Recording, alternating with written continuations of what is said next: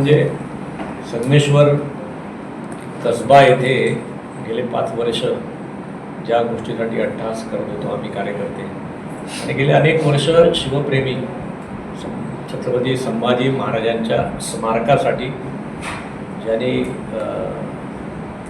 आपलं आयुष्य आपली राजकीय कारकीर्द अनेक कार्यकर्त्यांनी पणाला लावली होती। या छत्रपती संभाजी महाराजांच्या स्मारकाचं कालच्या बजेटमध्ये अजितदादा पवार आपले फायनान्स मिनिस्टर यांनी घोषणा केली। माननीय मुख्यमंत्री महोदयाने त्यापूर्वी त्याची घोषणा केली होती विधानसभेमध्ये। त्यामुळे महाराष्ट्र सरकारचं माननीय मुख्यमंत्री देवेंद्रजी फडणवीस साहेब,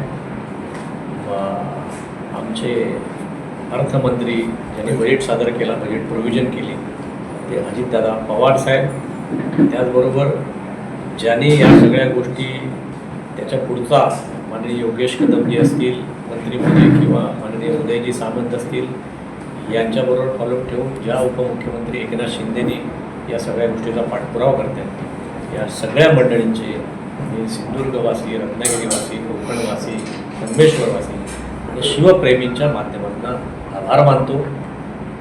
एक भव्य दिव्य स्मारक या ठिकाणी व्हावं।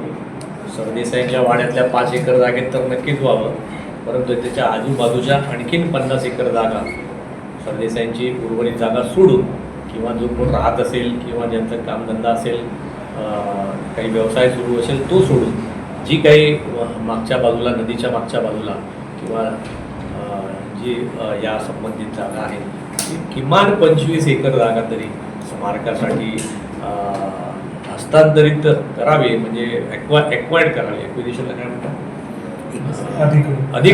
अधिग्रहण करावी असं माझं माननीय पालकमंत्री उदयजी, माननीय गृहमंत्री राज्य योगेशजी या सगळ्या मंडळींना माझं सांगणं आहे की एक 25 एकरामधलं किमान एक भव्य दिव्य स्मारक तिथे उभं राहिलं पाहिजे।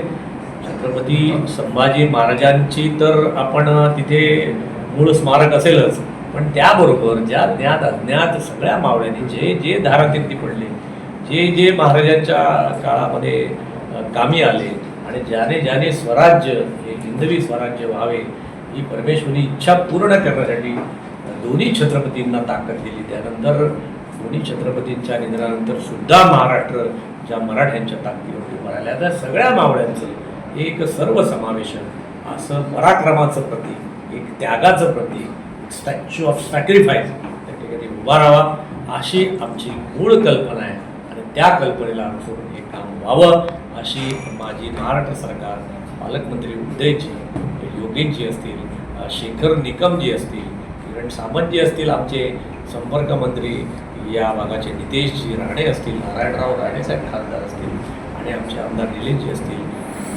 आमचे चव्हाण साहेब असतील, या सगळ्या मंडळींना, रवींद्रजी चव्हाण असतील, सगळ्या मंडळी, सगळ्या महापुरुषांना माझी विनंती आहे की अशा प्रकारचं भव्य दिव्य स्मारक संगमेश्वरात व्हायला पाहिजे, तर आणि तरच तो छत्रपतींना न्याय दिला। प्रथम महाराष्ट्र सरकारचे लाडके मुख्यमंत्री देवेंद्रजी फडणवीस साहेबांचं, त्याचबरोबर आमचे अर्थमंत्री अजितदादा पवार साहेबांचं आणि माननीय उपमुख्यमंत्री एकनाथजी शिंदे साहेबांचा, या सगळ्या महायुतीतल्या नेत्यांचं मी अत्यंत आभार मानतो।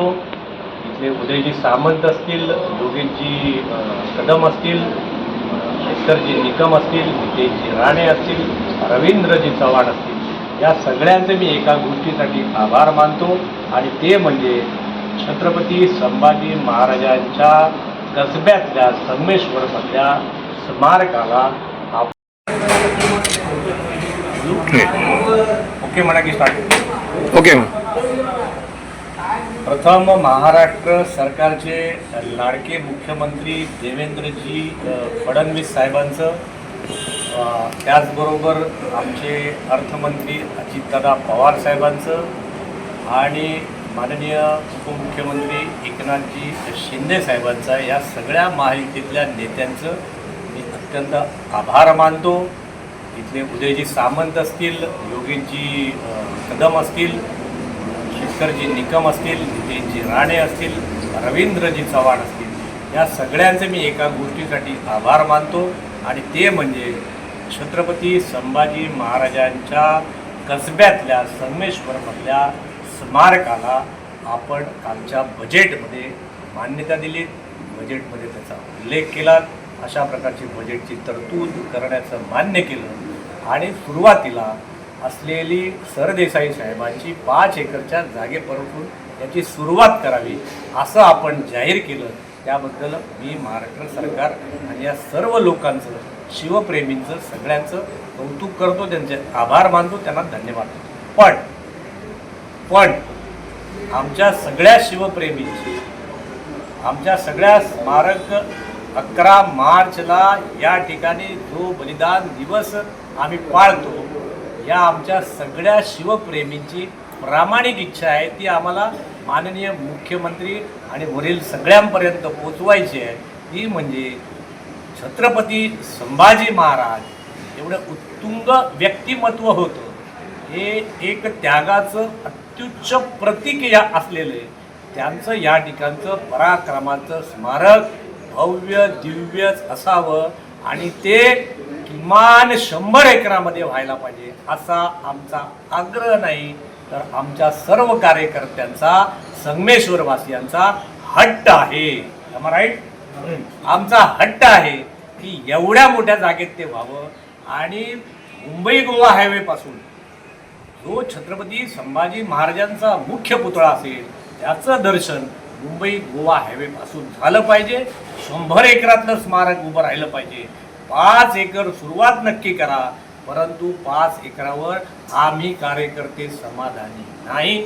अत्युच्च स्मारक व्हायचं असेल, स्टॅच्यू ऑफ सॅक्रिफाईस म्हणून उभं राहायचं, तर सरकारने 5 एकरामध्ये वाढ करून 100 एकर जागेचं भूसंपादन सुरू करावं अशी आमची मागणी महाराष्ट्र सरकारला आहे. माननीय उदयजी सामंत असतील, शेखरजी निकम असतील, योगेशजी कदम असतील, महाराष्ट्राचे माननीय मुख्यमंत्री असेल, यांना आमचं जाहीर आव्हान आहे, यांना आमचं सांगणं आहे की आम्हाला किमान 100 एकराच्या जागेत स्मारक व्हायला हवं. हा आमचा शिवप्रेमींचा हट्ट आहे. धन्यवाद. टाइम्स डिजिटलला लाईक करा, शेअर करा, सबस्क्राईब करा आणि बेल आयकॉन दाबायला विसरू नका. Times digital.